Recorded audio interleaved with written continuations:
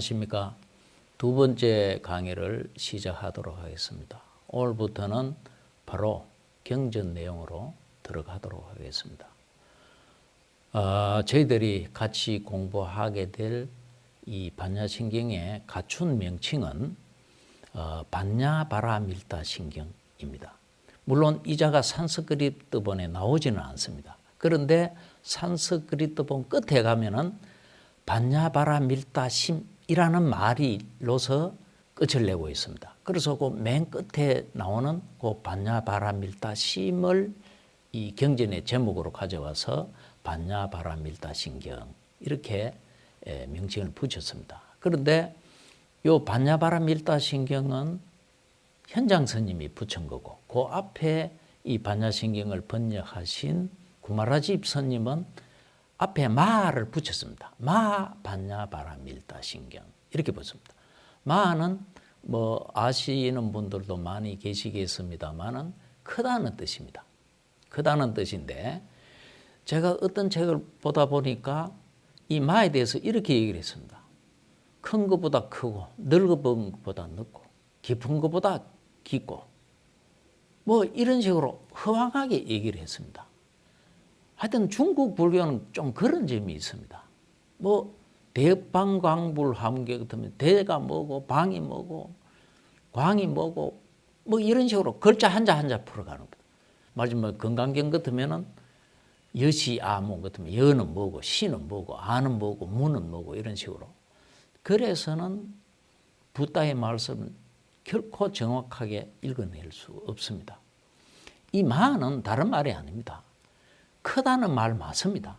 한자로 말하자면 큰 대자를 씁니다. 그렇게 번역을 하는데 지금 마 반야바라밀다신경 했을 때 마는 그저 가치적인 의미로 쓰여서 위대하다는 뜻입니다. 훌륭하다. 아주 위대하다. 이런 뜻입니다. 예를 들면은 마하트마 간디. 그 간디를 수식하는 들이 마하트마인데 분석하면은 마하고 아트만입니다. 아트만이 인도 땅에서는 영혼에 해당하는 말이니까 위대한 영혼 간디 이런 말입니다. 그 다음에 이제 뒤에 나오는 반야바라밀다신경에서 그 반야는 이게 정말 중요한 얘기입니다. 사실 부다의 가르침에 가장 중요한 내용이 사성제인데 교리로서도 최고 중요한 내용인 사성제입니다. 이 사성제의 그 메시지는 다른 게 아닙니다. 뒤에 이 중생들의 삶, 윤회하는 중생들의 삶은 고집, 이 생사윤회 국면을 얘기하는 겁니다.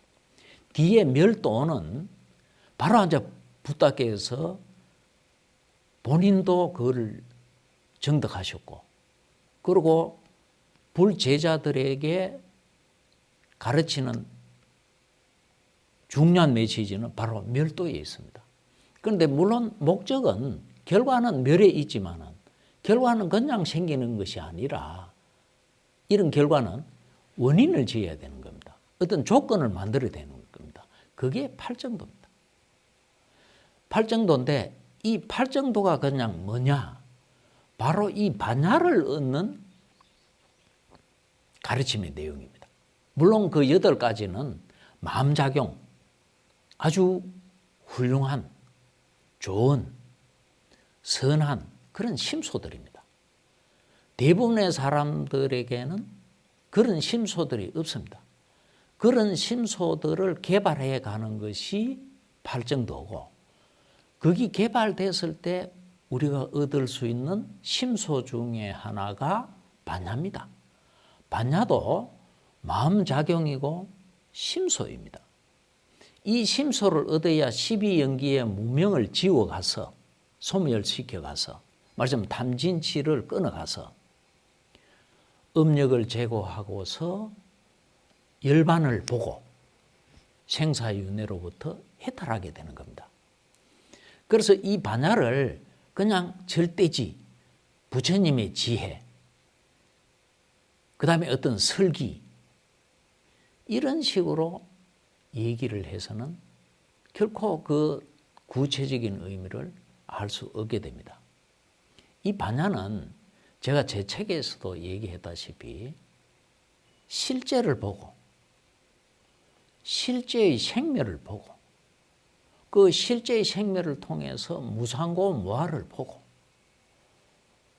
이제 그 무상고 무아가 수행력을 통해서 눈으로 보는 것이든 귀로 듣는 것이든 생각의 대상이 되든 그것들이 이 우주의 무상고 무아로 꽉 찼을 때 어느 순간 유의법의 생멸이 잠시 멈추는, 말하자면 탐진치가 잠시 일어나지 않는 바로 그거를 열반이라고 그럽니다. 그 열반의 내용이 우리 반야신경에는 공성이라는 말로 대치되어 있습니다. 물론 좀 더 구체적으로 말하면 이렇습니다. 이 무상과 고와 무아의 그게 삼법인이죠. 이제 삼법인의 지혜인데 이 삼법인의 지혜가 우주에 꽉 차고 그 무게가 우주의 무게만큼 되었을 때 신심이 강한 사람은 맨 앞에 있는 무상을 자기하면서 무상해탈을 얻습니다. 이 무상해탈의 그 상은 상조한다는 항상상자를 쓰는 것이 아니라 모양상자. 그래 니미따를 번역하니까 니미따 없음의 해탈을 얻습니다. 그렇게 해서 수다원이 되는 사람, 성인이 되는 사람, 깨달음을 얻는 사람도 있고 그 다음에 타고나기를 그 성향이 집중력이 강한 분들은 고를 자기하면서 무언해탈을 얻습니다. 그렇게 수다원, 성인, 깨달은 자가 되는 겁니다. 그 다음 이제 세 번째가 타고나기를 뭔가 사물들, 현상들을 잘 가려서 보는 것. 있는 그대로 보는 그런 능력을 타고난 사람들은 이 무아를 자기하면서 삼법인 중에서 밑에 거 무아를 자기하면서 공성해탈을 얻습니다. 그런데 우리 반야신경은 반야가 지혜의 경진이지 않습니까? 그럼 해탈 중에서도 어디 무게가 실력이 있습니까? 당연히 공성해탈 쪽입니다.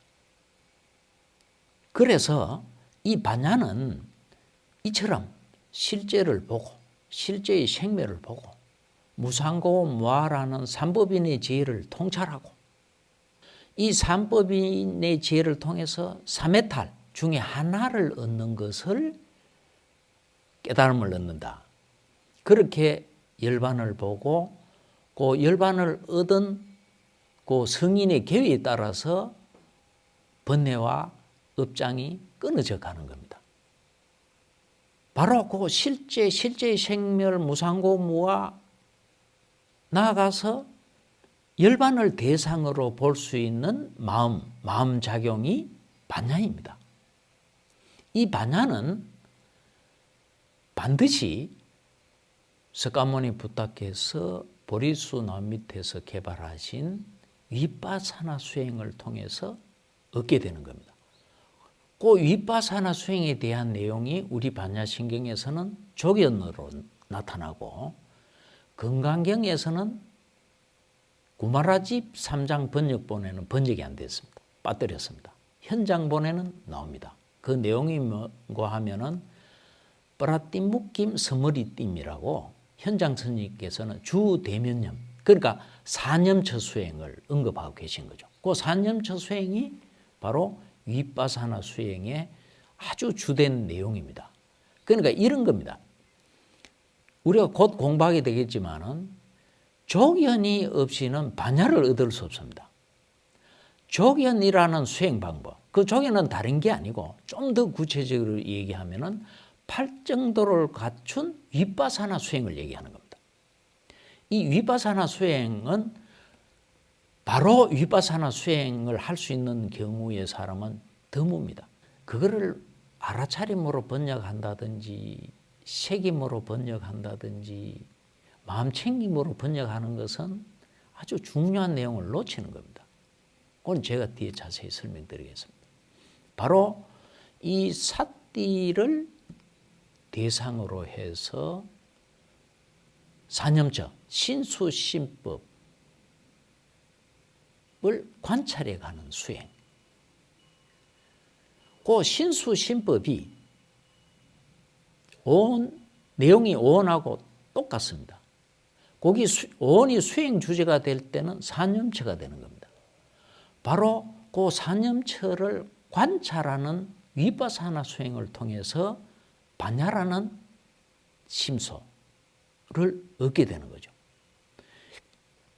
이 반야를 얻어야만이 열반을 보고 깨달음을 얻고 생사윤회로부터 이제 비로소 해탈을 할 수 있게 되는 겁니다. 완전한 해탈은 말하자면 이 반야의 완성이 있어야 됩니다. 그래서 이 반야는 굉장히 중요한 내용입니다. 그러니까 반야 없이는 깨달음도 생사윤회로부터 해탈도 있을 수가 없습니다. 말하자면 불교의 목적을 성취할 수 없게 되는 겁니다.